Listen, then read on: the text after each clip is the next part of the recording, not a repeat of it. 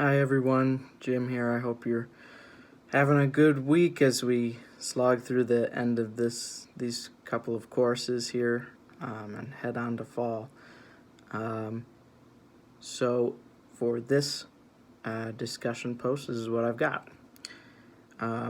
So we know that when counseling children, vulnerable adults, families, and groups, there can be a number of issues that can come up in terms of confidentiality.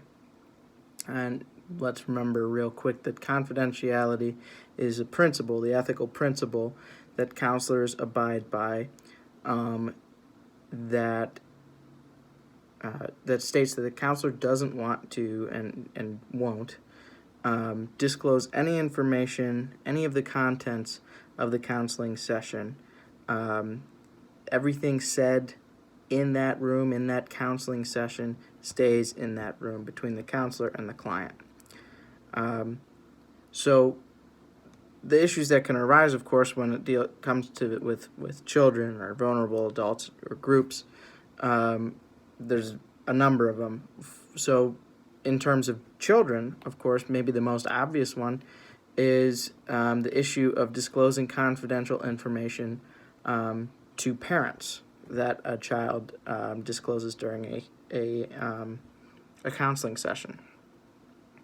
So in these cases, our text notes, our text being Remley and Herlihy, 2020, Remley and Herlihy note that parents usually do have a legal right to the contents of their child's counseling sessions.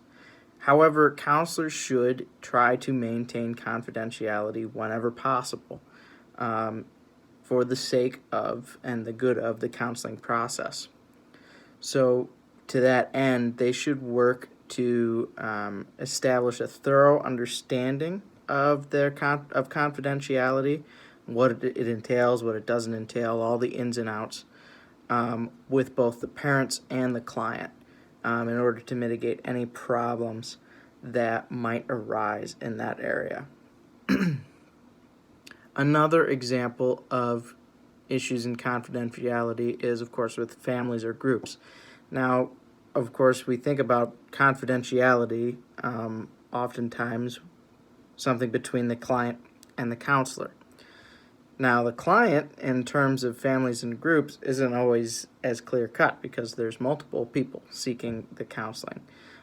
So it's impossible, really, here to guarantee that confidentiality will be kept by everyone in the room.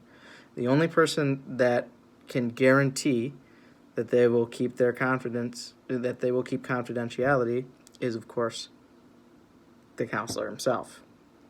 So the counselor, in this case, needs to make it clear that he can only guarantee his own keeping of confidence, but of course should always work to encourage and recommend to others that they keep confidential everything said in that counseling room.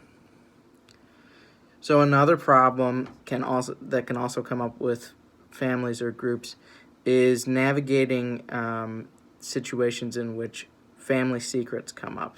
Family secrets would be something that one member of the family discloses to the counselor, but does not want to disclose and wants to keep hidden from other members of the family.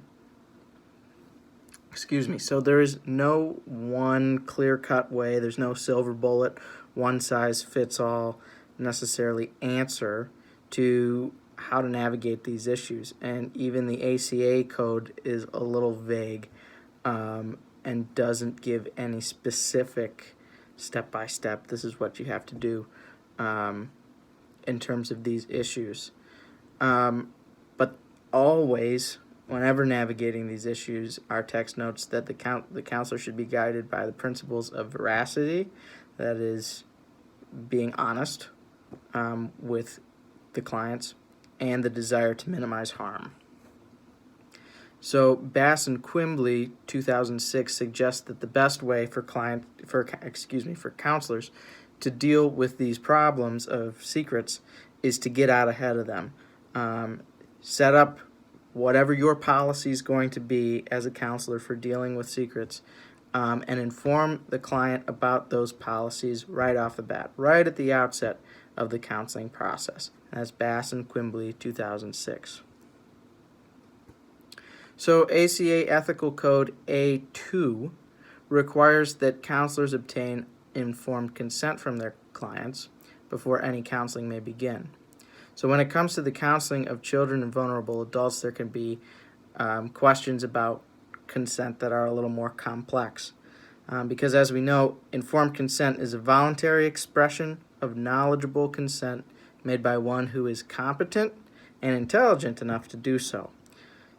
In the case of children and vulnerable adults, the client is considered, of course, to be the child or the vulnerable adult, may not themselves be able to fully express be able to fully understand the necessary information needed to give informed consent, or may not be competent to give consent at all.